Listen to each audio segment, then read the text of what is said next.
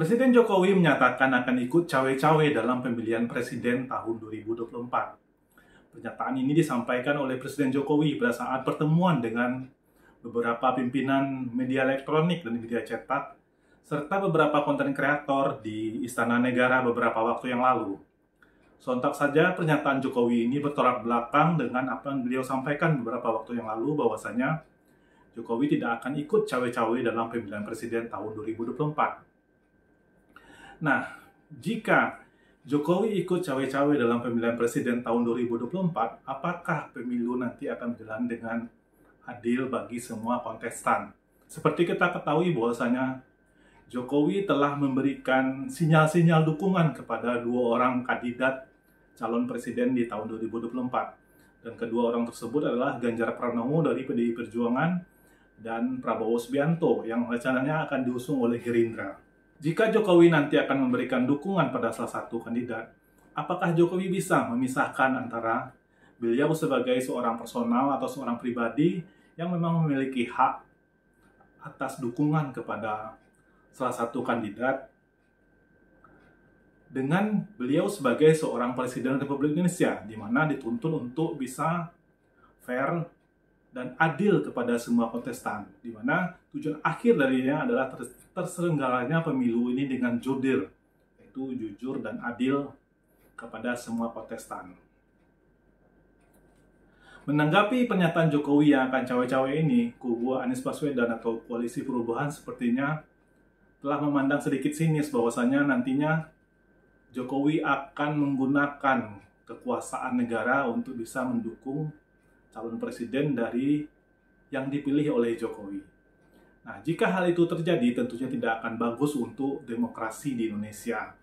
Dan akan banyak pihak-pihak yang merasa bahwasannya tindakan Pak Jokowi ini tidak mendukung terciptanya keadilan bagi semua kandidat.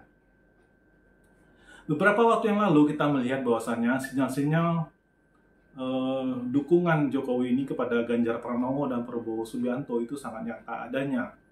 Bahkan secara terang-terangan Jokowi tidak menyatakan dukungan kepada koalisi yang mendukung Anies Baswedan sebagai calon presiden.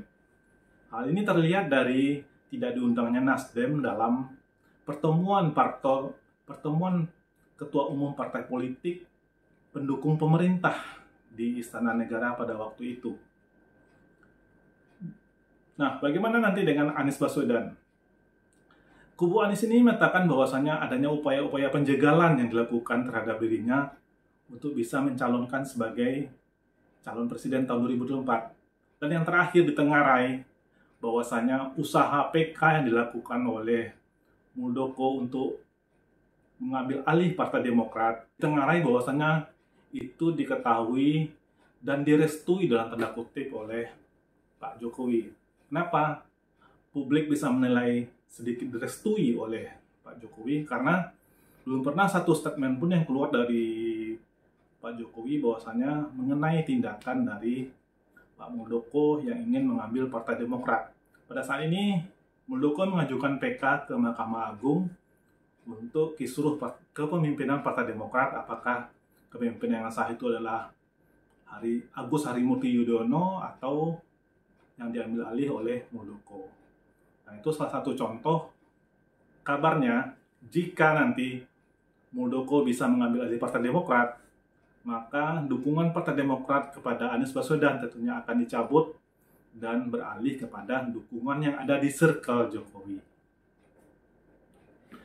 Beberapa kali Pak Jokowi menyatakan bahwasanya dia ikut cawe-cawe dalam pemilihan presiden untuk memastikan bahwasanya pemimpin berikutnya bisa melanjutkan apa yang telah dirancang dan dijalankan oleh Presiden Jokowi di masa yang akan datang. Nah, statement seperti ini kalau kita melihat bahwasanya Pak Jokowi ini seperti tidak percaya dengan orang lain yang di luar dari yang beliau dukung, bahwasanya itu akan melanjutkan pembangunan di Indonesia. Seperti kita ketahui bahwasanya siapapun nanti presiden yang akan terpilih, itu nantinya akan menjalankan roda pemerintahan dan pastinya bertujuan untuk mensejahterakan rakyat, menciptakan keadilan, dan memakmurkan Indonesia sehingga Indonesia bisa menjadi negara yang maju. Jadi seharusnya Pak Jokowi tidak perlu khawatir bahwasanya orang yang tidak beliau dukung itu tidak akan melakukan pembangunan. Rasanya sangat naif bahwasanya yang kalau kita melihat sekarang ini bahwasanya orang yang bisa melanjutkan pembangunan dan bisa melanjutkan program-program Jokowi ini adalah orang-orang yang direstui oleh Jokowi. Seharusnya siapapun nanti presiden pastinya berkeinginan untuk mensejahterakan rakyat dan memajukan Indonesia. Nah, kalau misalnya Pak Jokowi ingin memastikan bahwasanya program-program pembangunan yang beliau telah rancang dan laksanakan dalam 10 tahun ini, seharusnya Pak Jokowi juga memberikan dukungan kepada ketiga calon kandidat atau siapapun nanti kandidat yang akan bertarung di pemilu tahun 2024. Sehingga siapapun nanti yang menang pastinya akan melanjutkan ke pembangunan yang telah dijalankan oleh Pak Jokowi. Dari beberapa statement-statement yang beredar di media massa, sepertinya pembangunan IKN ini yang akan menjadi sorotan. Apakah nanti misalnya jika nanti Anies Baswedan akan menang dalam pemilihan presiden tahun 2024, apakah Anies mau melanjutkan pembangunan IKN di masa yang akan datang? Apakah nanti IKN akan dikaji lagi? Apakah akan dilanjutkan atau akan di-stop? Nah, ini mungkin yang menjadi ketakutan utama dari Pak Presiden Jokowi sekarang. Jadi, kita harus bisa meyakinkan bahwasanya Pak Jokowi ini seharusnya bisa adil pada semua kandidat yang bertarung di pemilu tahun 2024 agar pemilu bisa berjalan jurdil dan bisa menghasilkan pemimpin-pemimpin yang terbaik bagi Indonesia.